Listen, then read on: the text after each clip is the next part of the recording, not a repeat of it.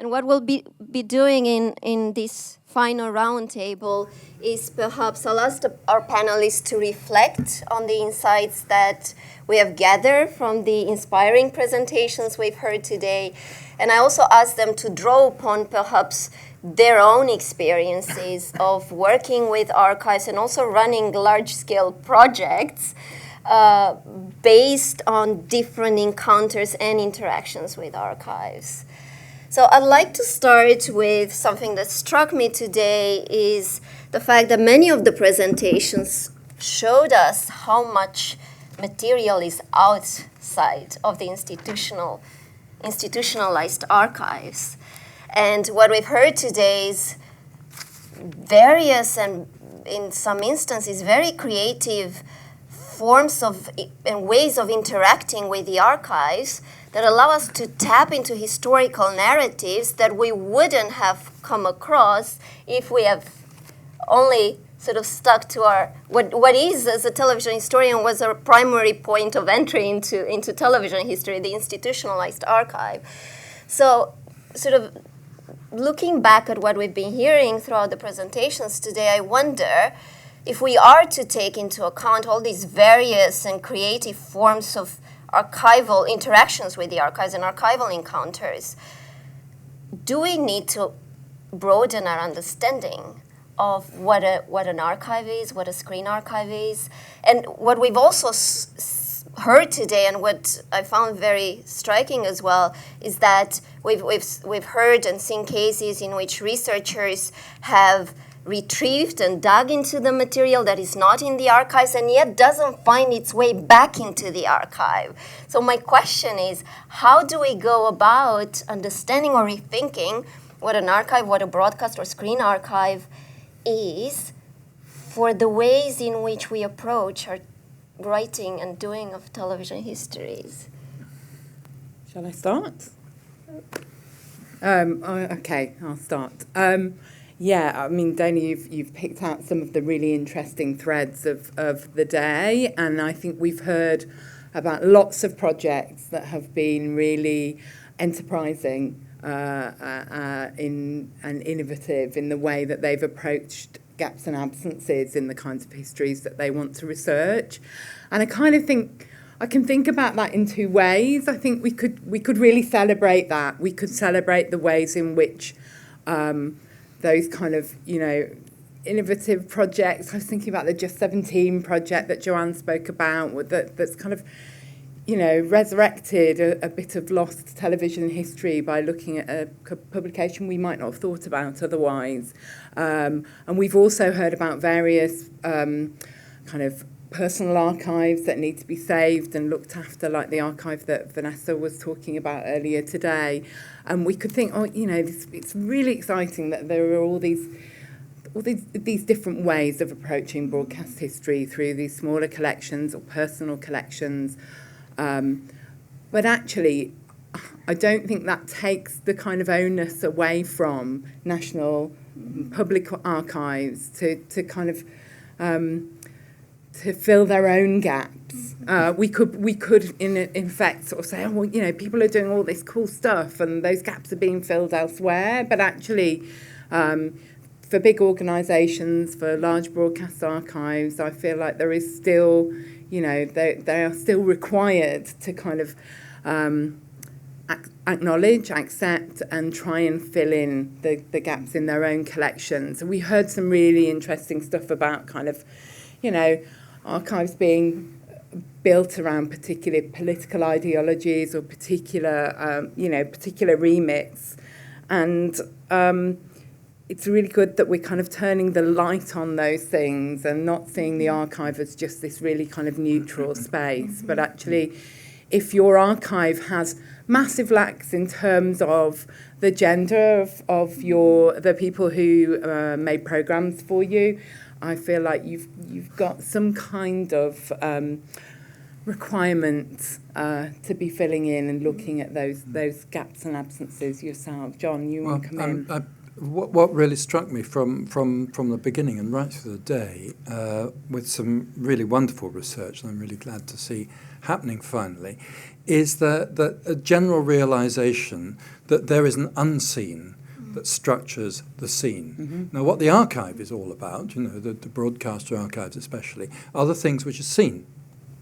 But then there is that which structures that scene. And to say that there was no radio news about Lumumba's killing is quite extraordinary. It turns out to be true. So there's, big events which are not there, as well as a lot of the everyday. So how do we go about addressing the unseen that structures the scene? Well, it's a patchwork approach, as somebody said, that we go through the rushes where they're available. We go through what used to be called ephemera. And the trouble is there's an awful lot of ephemera, and it's very easy to start regretting what doesn't exist, because there's transcripts of radio news and radio current affairs, no transcripts of everyday radio, nothing about what the DJs were saying between the music and all the rest of it, no transcripts of the phone-ins, which were crucial kind of cultural commodities. But we don't necessarily have to rest on what we can't find, because there's something else, like Just 17, which will begin to fill that gap, a publication which knew its readership and was predicting what its readership would like. So we got ways of kind of finding our way around that. And increasingly also, I think, as the means of production that were available to people making broadcasts back in those days become more and more arcane, I think, and this is a personal kind of plea now. The other thing that we need to know about is what actually was structuring, what work practices, what technologies and so on were making those programs, were limiting what could be seen. And so there's another unseen beyond that which is documented, which never got there anywhere in the first place. John's just been far more eloquent than I can be. I agree with both Helen and John in the sense that A, going back to that idea of Vanessa, of a patchwork, I mean, she suggested a patchwork approach was particularly relevant in the case of feminist television history and the compensation for the omissions, but I would argue that all television history involves a patchwork, that you're not going to find the answers to everything about television history if you go in the archive. Even if you spend 30 years in the BBC written archives, you're still going to have to depend on other sources, on newspaper coverage, magazine coverage, interviews where possible. And it seems to me the methodology of research history is automatically a patchwork. It's triangulation. You are trying to find new sources. And I think part of the fascination of today has been where you can find those other sources. And I think particularly the idea of personal collections. I constantly come up to people who have personal collections, often can't find a home for them, but they nonetheless shed new light on official histories and reveal new things. But I also endorse what Helen's saying, and it's a point I think also needs to be made, because I think there was kind of tension in the day, partly between people to say, we've got all this archival material, what are we going to do with it? How do we deconstruct it? How do we shed new light on it? To me, there's still a basic problem about accessibility to a lot of material in the official archives. I mean, the BBC is clearly a leader in the UK in terms of making both written and audiovisual material available. But I did sympathise with Alistair when he was talking about STV, which is notoriously difficult to get material out of. And in terms of ITV companies, which are, as Alistair pointed out, nominally public service broadcasters, it's sort of very difficult to get access. And I just had a figure here because some of you may have managed to get onto the online catalogue for ITV, which itself is very interesting because only a few people get to do it. It's usually only available for commercial views. But when you get onto it, it's fascinating information. I looked at it, and 1960s material held by ITV. Now, they have a ranking system of gold, silver, and bronze. And gold is the stuff they really think there's monetary value in, and it's things like Danger Man and Thunderbirds. But they also have categories of heritage and inactive. And just to give you an idea of like the amount of digging we still have to do in the ITV archives, 113 items from the 1960s are categorised as gold and therefore likely to be fairly readily available, primarily to commercial users rather than academic researchers. By comparison, there's 7,000 items in the Heritage Collection and 6.1 thousand in the inactive. That means 6.1 thousand items are held in the IT archives for the 60s alone, which will just be sitting there or not accessible to anybody. And they also have written papers in Leeds as well, which some people have managed to get into, but there is still a vast below iceberg of material in the official archive. So I think on the one hand, I think as researchers, we want to be plural, we want to draw in as many sources as possible.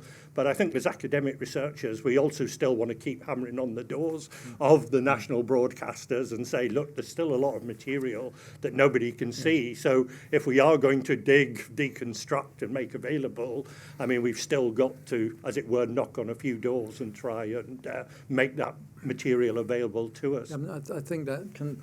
Sorry, it's interesting because Dana said that there's those sticky images. That's the gold collection. It's actually kind of program makers as well as researchers who are interested in the other stuff. And if you look now at the BBC's output, it's the archive that saved the BBC. There is so much archival material which is being repeated on everyday television, you know, of old items and so on, which spice up a program which is short on budget because it's free stuff.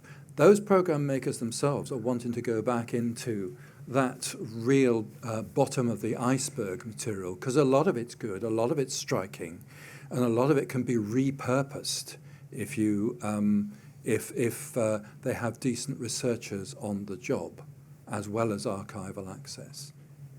It's a kind of interesting moment, therefore, between academics and program makers.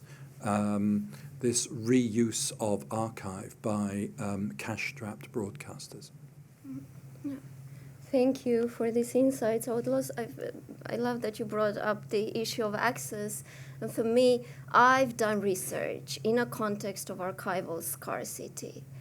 Lack of access to archives, missing documents from the archives, but also archives where the true value of the documents that I access needs to be questioned. So I think from the point of view of my research, then indeed, if we take the term of access and how we understand access, the term itself also gives us insights into the politics, contextual politics that, give us access to an archive or not. So my question would be, how do we understand access, indeed, or lack of access? It's lack of access to some documents that are unavailable to us or cannot be unavailable to us. There are also archives out there where archival material is not digitized, where there are not resources in the archives to help researchers. So indeed, how do we think about access and lack of access? I would say, I mean, there are different hierarchies of access, and indeed, we've heard about different hierarchies just within the group of people in this room, but I'm kind of really interested in the question of the role that archivists, curators and academics play in making archives more accessible to wider publics. So not just getting access for ourselves so that we can go in and do academic research in archives, but also, and we've heard about a number of projects that are doing this in different ways today, projects where the academic researcher, the historian, acts as a kind of conduit for access to a much wider public, whether it's, you know, Maria's project, which looked at kind of bringing key programs about, you know, open-face coal mining out into the communities which were affected by that, and bringing archival programs into dialogue with other kind of cultural forms and other artistic forms to allow that community to kind of explore that history, or whether we're thinking about the project that Eleni and Sylvie were just talking to, where they're kind of talking about kind of providing access to communities of interest to, in their case, radio transcripts. And I've been doing similar kind of projects in Coventry, where I live, which is kind of bringing programs that were made in and about the city out of the archive and giving them back to the city, putting them back in the public spaces of the city for public dialogue and communication about the city's past, present and future in relation to that archive. So I think those kind of questions about access are really kind of interesting and important, and we move from the kind of sticky images to what we might say are the kind of slippery images, the bits of archive that kind of are falling through our fingers, or that particular groups, special interest groups, communities that are organised around region or place or whatever, sometimes have no idea that an archive exists, in fact. And so our role can also be about bringing higher awareness as well as access to sometimes easily accessible archives and sometimes not easily accessible archives at all. So I've been really kind of, my heart is full in terms of that sense in which I've heard really interesting projects where people are doing really cool stuff with archives and communities that make television history or make broadcasting history matter to more people than the really committed historians and archivists who are in this room. Thank you for that, Helen. Other insights? There's two things I might say about that. I mean, one, I suppose you could draw a distinction between access and availability, and reworking Helen's formulation a little bit. I do think academics have a kind of primary role in trying to gain access, which will then lead to wider availability in a sense. That I think a lot of us who are here, a lot of people who've been talking today, have got a strategy where they've been engaged in research projects which involve collaborations with the BBC, with the BFI, with a regional archive, and that's been a very useful mechanism for gaining access, which is privileged. But as it were, that has then become a stepping stone for, as it were, making the case that this work is important. It should be seen. I mean, examples from my own work of the Forgotten TV Drama Project, or some of the collaborative doctoral work by, as it were, having collaborators who are archivists has actually helped make the stuff more generally accessible to audiences, and academics therefore can often get access easier, and by making the academic case for the importance and significance of what they get access to, then sort of give the institutions a push to making availability. A good example today has been the Play for Today project, where before the BFI and the BBC engaged in the Play for Today project, it's very hard to see many Play for Todays, partly due to a negotiation between Learning on Screen and ERA. There's now virtually every Play for Today on Box of Broadcasts. You can see them not only in Mediatek, but on Box of Broadcast. And I think that's a good example of how a cultural project and an academic project making the case for the historical importance of Play for Today has actually now increased the availability of that. I think the other question I would raise, and maybe Anna is going to ask us about this as well, is what you mean by taking archival material back to audiences. I mean, I think there's two sort of strategies there. I mean, I've partly been involved in, as it were, digging and then reclaiming the material. And I've showed a number of forgotten TV dramas in this very auditorium, and in fact we had sellout audiences for some of that, and it was a great pleasure in finding that actually you could get 100 people into the BFI to watch a television drama that was made 50 years ago. But I think a lot of what other people are doing is a creative reuse of archives, and I think there's a question about, do you want to show the original work? Do you want to get what was talked about as the chat back, the kind of audience response to that? Or is there also a kind of way of making it meaningful through the kind of things Helen was doing, installations and novel kind of creative reuse of material that gives it back to the community, not precisely as it was shown in the first place, but in terms of new terms and conditions? And I think there's both are valid, but I think also we have to think about the two ways that archival material can be given back to people.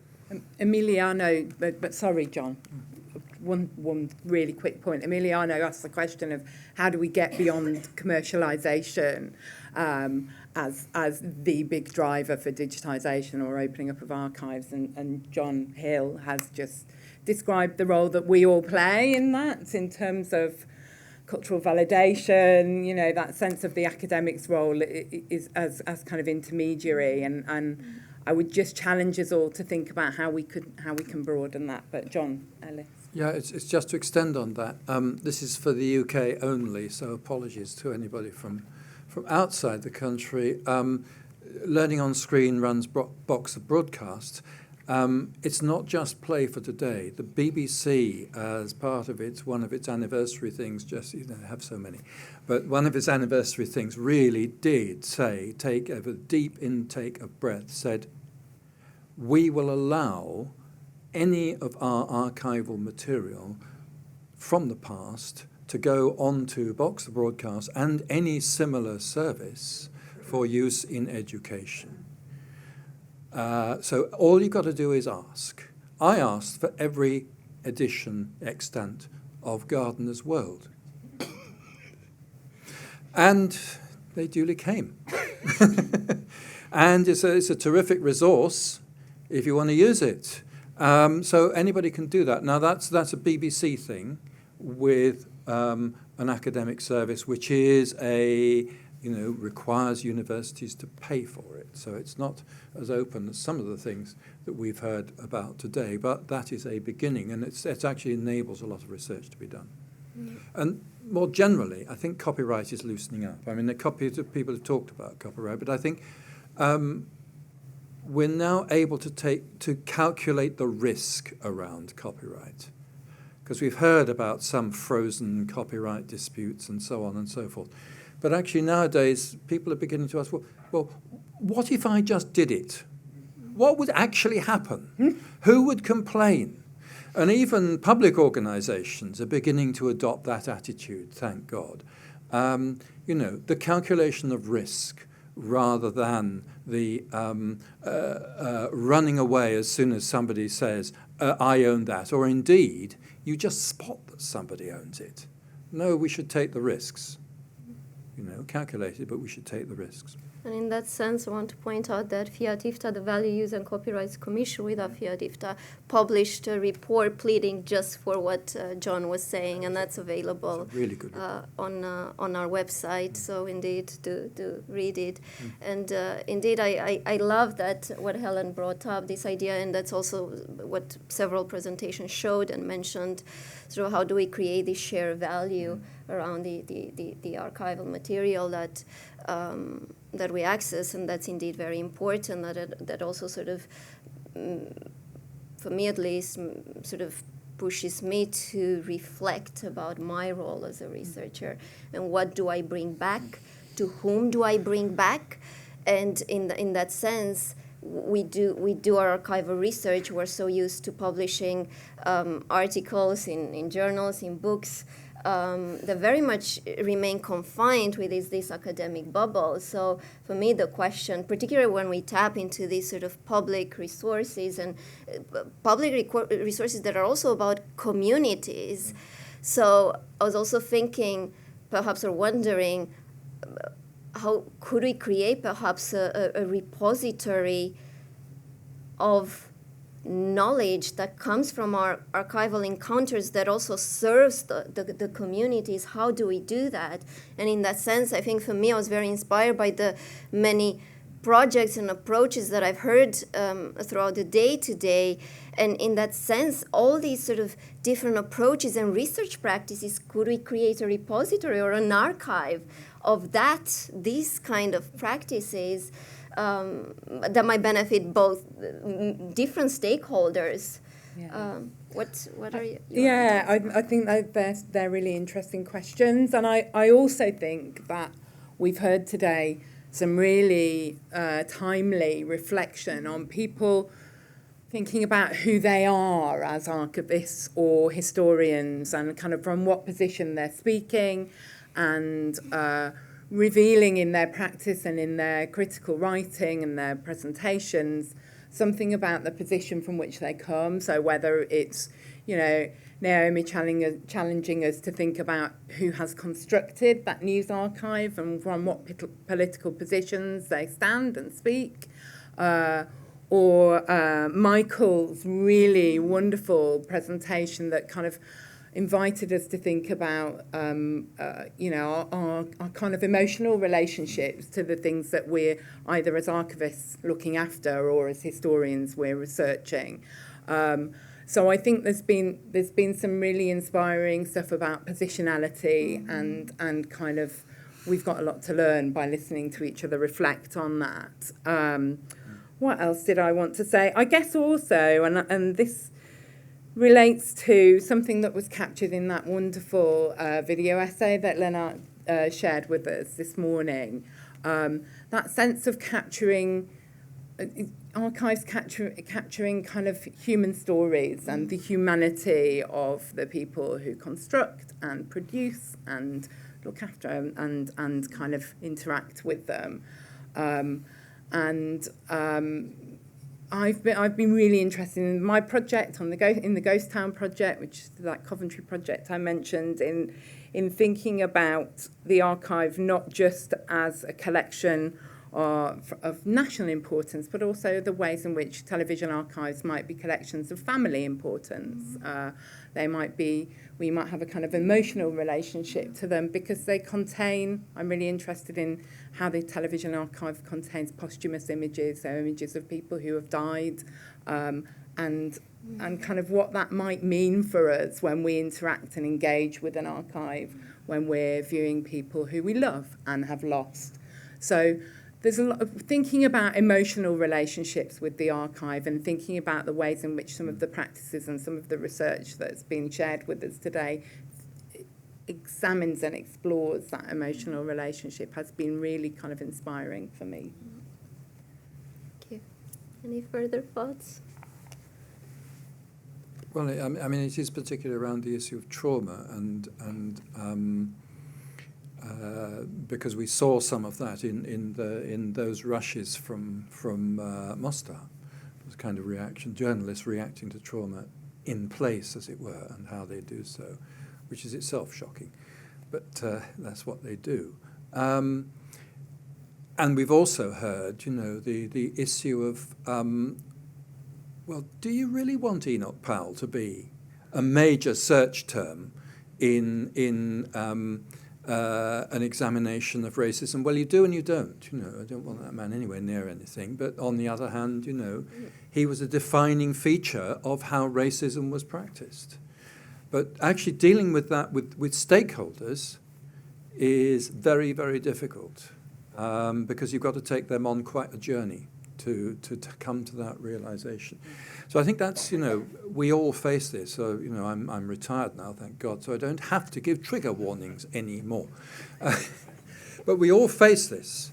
And coming at that issue, which is a boring one in terms of trigger, but is a key one when approached from the issue of trauma, from actually kind of from the other end, as it were, then that's something actually I think needs to be examined a lot more. And I'm really glad that came up in the texture of what we were seeing today. I mean, there's been some really good things.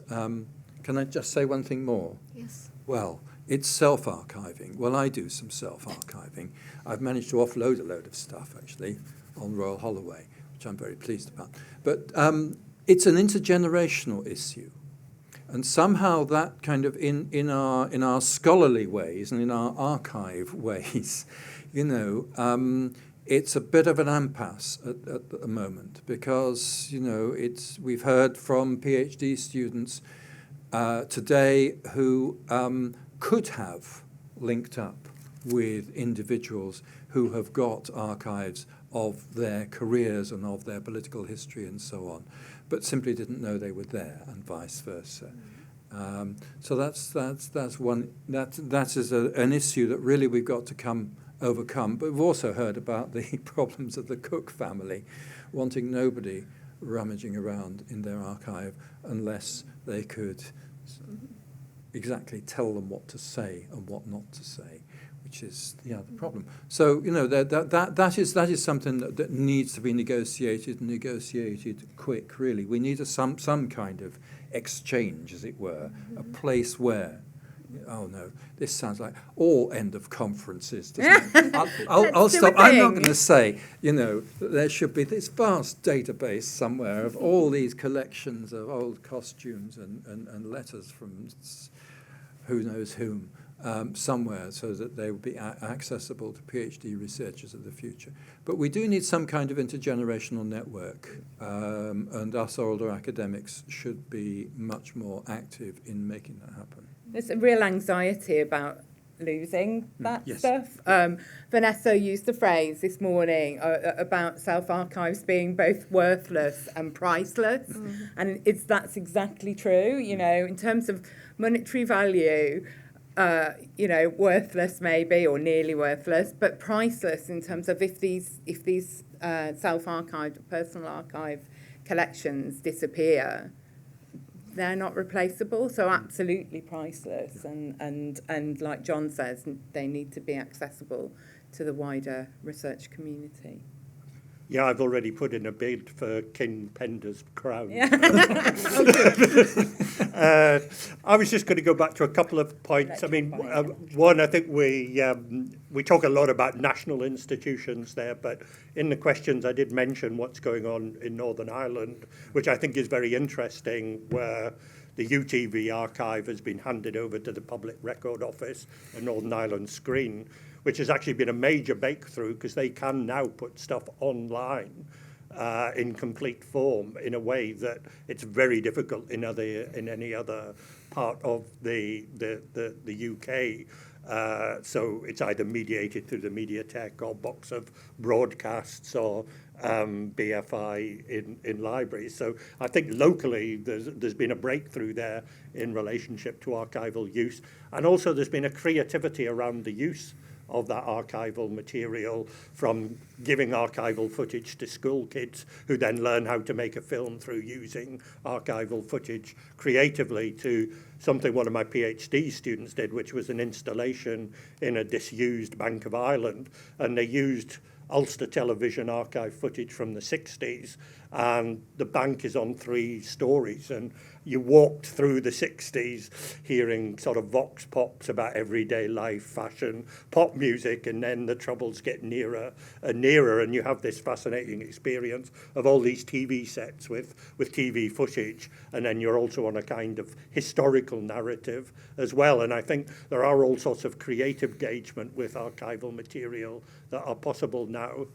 The other question, I was just going to go back briefly to trauma, because I think like one or two other people, was a bit alarmed about to hear the fascinating material of the news reports and being digitized, but then possibly going behind a paywall.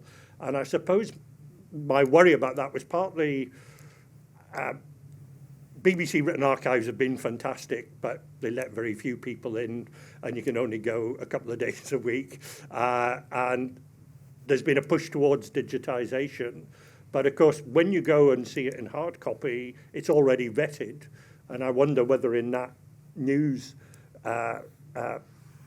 project, whether it's vetted, if you've got access to so many scripts, has it actually been vetted? And is that part of the problem about digitisation, that you can digitise all this stuff, but is somebody then going to vet it before you provide public access to it? So there is a kind of cost to digitisation and public access. I suppose the second aspect of that was the BBC written archives are in a little bit of a crisis at the moment. They are reducing access, and the mention of a paywall would be something new for them. I think the BBC has put their handbooks behind a paywall already, but it does mean that there might have to be an argument to be had about if they are going to digitise their written collections, they should be available for public use or educational use in some way that doesn't mean that we get all this stuff digitised and it's accessible, but we're going to have to pay large sums of money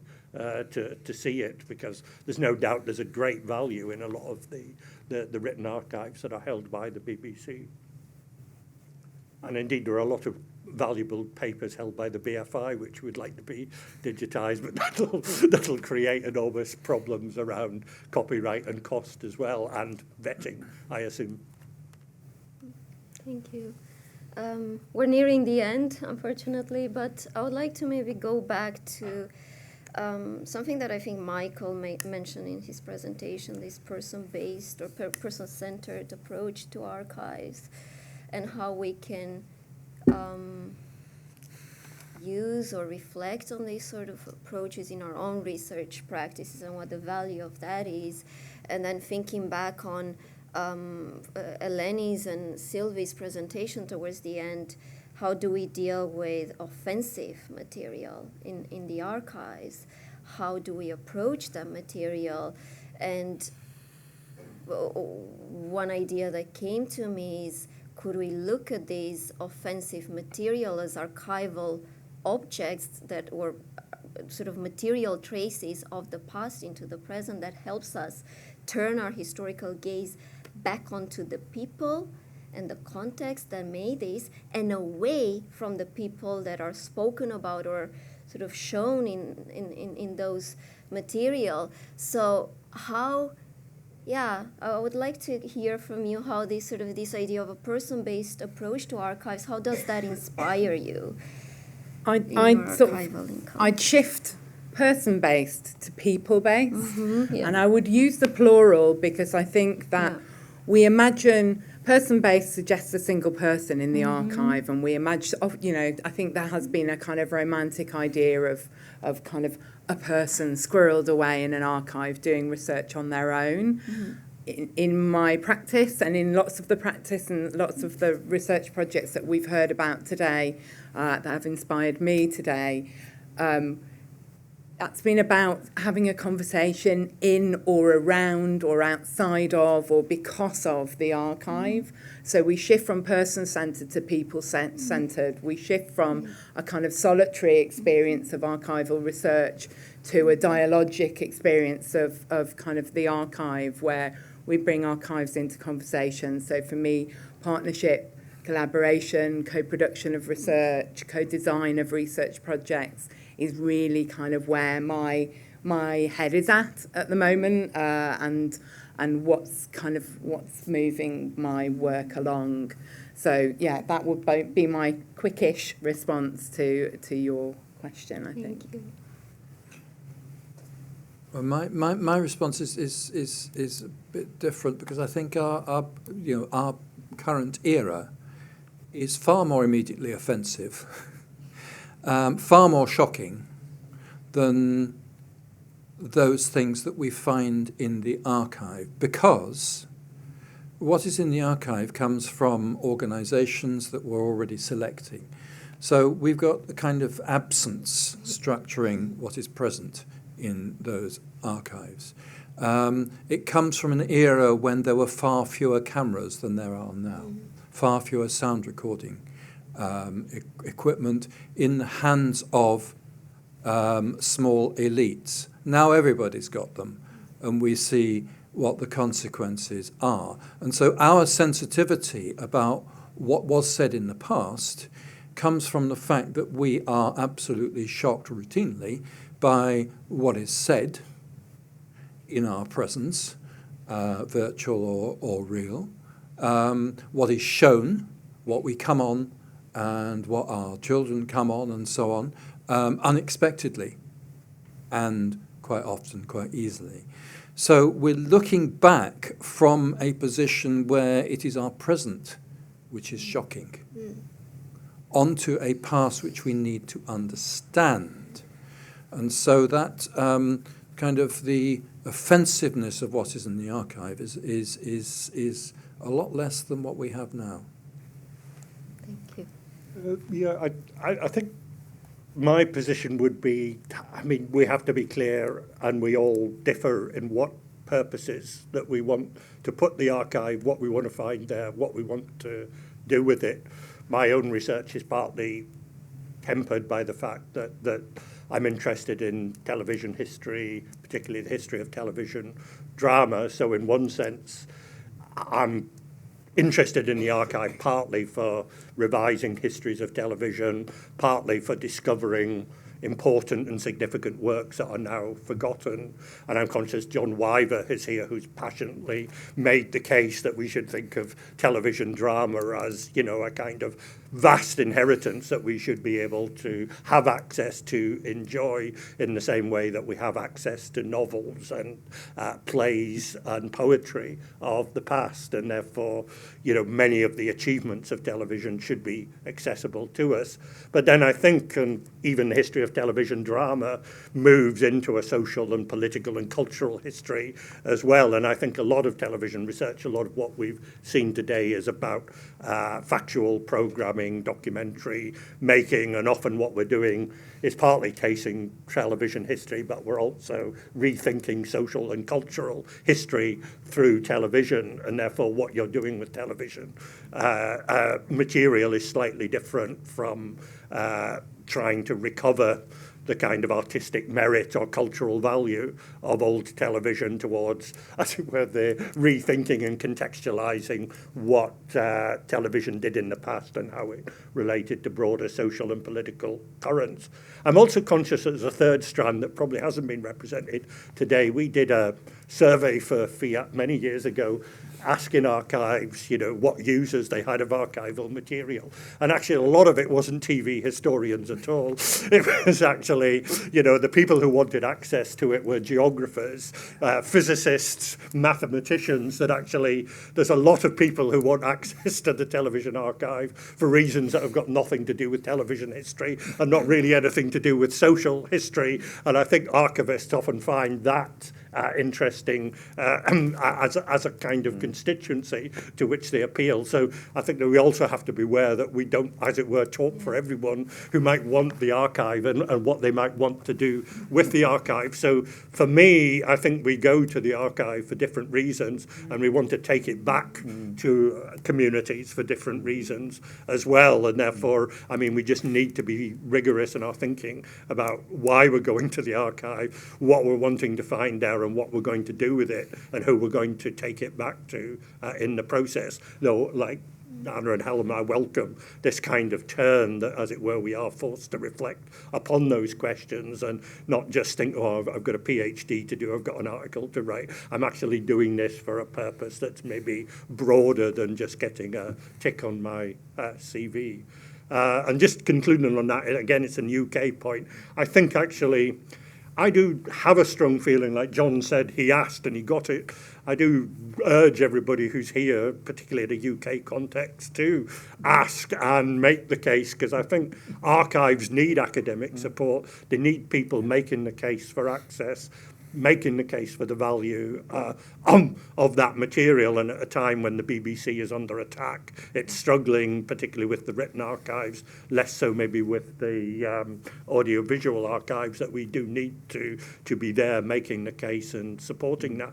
And because research funding is so much linked to research impact and knowledge exchange in the UK context, in fact, with the next ref, impact and knowledge exchange is going to count almost as much as the quality of the research itself. So I think there's a kind of research impetus towards that. And I think when I started research, there was a little bit of a divide between archivists and academics. They didn't really meet or talk all that often. I think archivists are much more prepared to talk to academics now. They see the value of research funding, going in and working in collaboration with them and then helping them add value to the archival work they're doing. So I suppose I would sort of urge people to collaborate, to work with the institutions, and hopefully that would be to the betterment of both our academic research and the institutions we collaborate with. Thank you, John. And I think what we saw today and what we see also in FIAT IFTA and the Media Studies Commission is that these conversations, dialogue, collaborations do take place. Thank you to our panelists for this closing roundtable. This is the end of our event. So thank you. And I would also like to thank the speakers for today. I would like to thank the audience for your contributions, for your questions. I would also like to thank my colleagues in the FIAT IFTA Media Studies Commission for helping to put together the program for today. And special thanks to Sebastian over there in the back, who's been doing a lot of work helping us with a lot of organizational practicality. So I want to make his work visible. Sebastian is the communication officer within FIAT IFTA. And I would also like to thank Lisa, who is also hosting us here at the BFI and who's also been working very hard to put this event together for us. So thank you, everyone. Okay.